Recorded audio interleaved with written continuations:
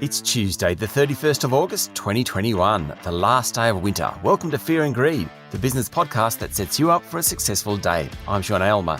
Andrew Forrest banks a $4 billion dividend cheque as Fortescue Metals doubles its profit. That's our main story. Also coming up in today's podcast, another record day of COVID cases in New South Wales, but the news is better in Victoria and the ACT. Crown Resorts announces a huge loss, and how pet funerals are helping Australia's largest undertaker.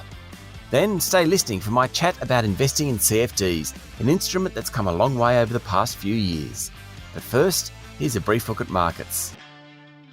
Wall Street hit yet another record high overnight as tech stocks surged, led by Apple, which is now worth more than $2.5 trillion. In early afternoon trading, the S&P 500 was up 0.6%, the Dow Jones Industrial Average was flat, and the Nasdaq had jumped 1.2%. European markets were also stronger, with London's FTSE 0.3% higher and the Stoxx Europe 600 up 0.1%. The S&P ASX 200 closed up 0.2% to 7,505 points yesterday. The iron ore miners were the standouts after Fortescue's bumper profit. More of that shortly. Afterpay ended up 1.5%, and both Aristocrat Leisure and Woolworths closed 1.2% higher. Wesfarmers was the worst performing large cap, down more than 3%, while Commonwealth Bank and ANZ were both off more than 1%. Oil prices were up overnight. The price of gold was 0.5% lower. The Aussie dollar is trading around 73 US cents, and sugar prices are trading at 4.5-year highs, above $20 a pound. Brazil is the world's biggest producer of sugar, and it's in the middle of a drought. Australia's second richest person, Andrew Forrest, will receive $4 billion in dividends for the last financial year, thanks to soaring iron ore prices and a record profit from his company, Fortescue Metals. The miner announced a $10.3 billion profit for the last financial year, more than double its previous best in 2020, triggering a 6.6% jump in its share price. Mr. Forrest owns 36% of the group, and he and associated companies took home $1.6 billion in dividends paid back in March and will take home another $2.4 billion thanks to yesterday's result. The iron ore miners, Fortescue, BHP and Rio Tinto, have been the standout performers of the earnings season, which finishes today. All have paid out massive dividends after reporting huge profits. In total, the three have reported $65 billion in profits for the last financial year, double the level of the last mining boom. Last year threw up a unique set of circumstances for the miners. Demand from China was strong as the world's second largest economy emerged from the COVID slowdown. Prices were at record levels, and the main competitor, Brazil's Vale, was having trouble supplying product. The other big winner locally was private iron ore miner Hancock Prospecting, which is owned by Australia's richest person, Gina Rinehart. As Dr. Forrest has become richer, his horizons have broadened. The massive dividend will help finance philanthropic initiatives via his Minderoo Foundation, new mining business ventures and clean energy projects. Developing renewable energy has become a major focus for Dr. Forrest, and yesterday he called on the federal government to set a date for carbon neutrality.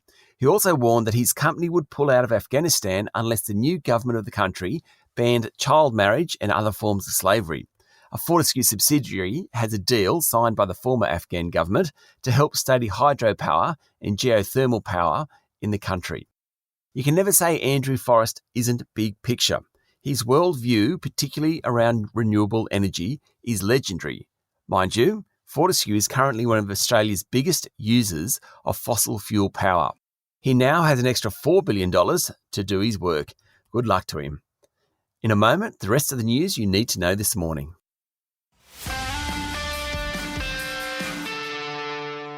In overseas news, Hurricane Ida devastated New Orleans in the US over the past 24 hours, with residents told to stay indoors as fires burned out of control and more than 1 million homes and businesses were without power. The governor of the state of Louisiana expects a high death toll. The storm hit the city on the 16th anniversary of Hurricane Katrina, the costliest cyclone in US history. The city's rebuilt storm levees are holding for now, but keep in mind it took a couple of days for them to break when Katrina hit, so the city isn't out of trouble yet. COVID-19 is surging in the US, primarily among unvaccinated citizens, and the country is averaging more than 100,000 hospitalised COVID-19 patients a day, higher than any previous surge. Deaths have risen to an average of 1,000 a day for the first time since March. As a result, the European Union is set to place new restrictions on non-essential travel from the country by unvaccinated people. Meanwhile, South African scientists overnight said they had identified a new coronavirus variant which was more transmissible and had an increased ability to evade antibodies. New Zealand has extended the lockdown of Auckland, its largest city, for another 2 weeks after recording its first coronavirus death.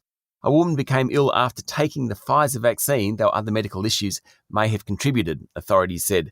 The country recorded 53 community cases yesterday. And today is the deadline for withdrawal of US troops from Afghanistan, 20 years after entering the country. The US has scaled back its civilian evacuation mission as it scrambles to withdraw its troops. Locally, New South Wales recorded 1,290 cases of COVID yesterday, another record, and 4 more deaths. Premier Gladys Berejiklian warned October would be the state's worst month for the health system, and New South Wales Chief Health Officer Dr Kerry Chant said outbreaks in the west and far west are hurting Indigenous communities disproportionately. In Victoria, the number of cases was 73. Health Minister Martin Foley said a lack of Pfizer vaccines was hindering the state and holding back businesses from reopening. While he said he didn't begrudge New South Wales getting extra Pfizer doses, it was time for a redistribution. The number of cases in the ACT fell again to 12, though an extension of the 3-week lockdown is likely. The 4 deaths in New South Wales took the national toll beyond 1,000 since the beginning of the pandemic. There are currently 17,000 active cases and about 140 people across the nation in intensive care. Meanwhile, Australia administered nearly 2 million vaccine doses last week, taking the total to more than 19 million jabs. Almost 58% of adults have had one jab and 34% are fully vaccinated, with New South Wales and ACT leading the way. Prime Minister Scott Morrison said hesitancy over the AstraZeneca vaccine had been overcome, helping boost the vaccination rates. He also said lockdowns needed to end, saying they was taking a terrible toll on the country. His comments came as a survey says that Australians are more worried about job losses and their mental health than they are about a large breakout of COVID-19. The YouGov survey, commissioned by News Corp Australia, shows a changing attitude towards lockdowns, with people wanting schools to remain open. 2/3 of respondents thought vaccinations were the way back to normal life, and only 22% thought lockdowns were needed until the number of COVID cases reaches 0. Virgin Australia has followed the lead of Qantas in making COVID-19 jabs mandatory for all frontline staff from mid-November. Office-based workers will have to be inoculated by the middle of March. Chief Executive Jane Herdlicker said it was the only way back to normal freedom of movement. She said the country was making good progress on vaccinations and she hoped domestic borders would be reopened by December and international borders shortly thereafter. And BHP said it will trial on-site coronavirus vaccinations at a New South Wales coal mine. Crown Resorts posted a $262 million loss last financial year, thanks to rolling lockdowns and higher costs around restructuring the group. Crown has had a horror 12 months, fronting major inquiries in New South Wales, Victoria and Western Australia, as well as having to close facilities because of COVID. Total revenue was down more than 30% for the year. Crown now faces the possibility of losing or having its licences suspended, or in the case of Sydney, delayed.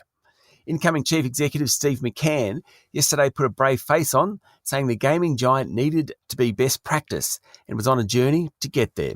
He said the company had taken a massive step forward, maybe, but there's a long way to go. Spring selling season starts this weekend for the property market. Normally that's the busiest time of the year for real estate agents, but auction listings in Sydney are down 29% on last year, according to SQM research.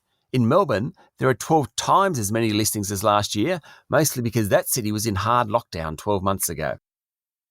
Gross operating profits for businesses rose more than 7% during the June quarter, with wages and salaries up 2%. There have been some changes to this measure from the Bureau of Statistics, so it's a bit hard to read too much into the very strong number. At least it will contribute positively to the final June quarter economic growth data, due for release tomorrow. In other economic news from the Bureau, mineral exploration surged during the June quarter to a record level, with gold accounting for the biggest chunk of the increase. As I mentioned in the main story, earnings season ends today. It's been a very unusual season. Profits for many companies have been big, very big, but many CEOs have been cautious about the outlook for their companies because of the COVID outbreak at the moment. The outlook for earnings growth during the current financial year has been revised lower, and that's kept the share market under 7,500 points or thereabouts, while other global markets keep hitting record levels. The other challenge that kept coming up during the season is a fear of inflation. Border closures, supply chain problems, and a lack of staff in some regions are pushing costs higher, and management's worried about it. A few of the smaller retailers reported yesterday. Temple & Webster said it made record revenue and profit, with strong tailwinds still behind the business. Both lockdowns and the positive experience of shopping online has helped the retailer. Its share price jumped more than 10%. Adore Beauty outperformed expectations, helped by the shift to online shopping. Its share price jumped 3.3%.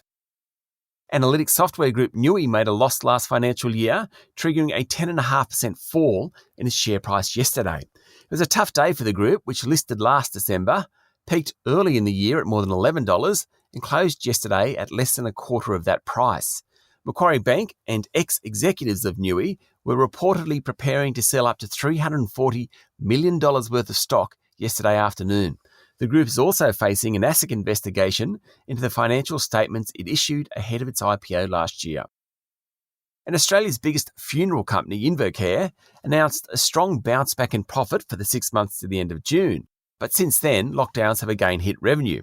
The owner of White Lady Funerals and Simplicity Funerals makes much of its money on wakes as well as services, and restrictions have hurt earnings. One bright, albeit somewhat quirky, spot for InvoCare is the success of its recently acquired pet cremators in New South Wales, Victoria and Western Australia. InvoCare's share price jumped more than 8% yesterday, the best on the bourse. Up next is the Daily Interview, and today I'm getting a lesson on an area of investing we haven't talked much about. CFD stands for Contract for Difference, and it essentially involves speculating on the rise or fall of markets, commodities, currencies, that type of thing. It seems like more and more people are getting involved, so I thought it was time to get a 101 on CFDs, everything an investor needs to know about derivatives, leverage and more. That's my chat with Adam Smith, CEO of Saxo Markets Australia, up next in the Fear and Greed playlist on your podcast platform or at fearandgreed.com.au. It's Tuesday, the 31st of August, 2021. Thank God winter's over. I'm Sean Elmer, and that was Fear and Greed. Enjoy your day.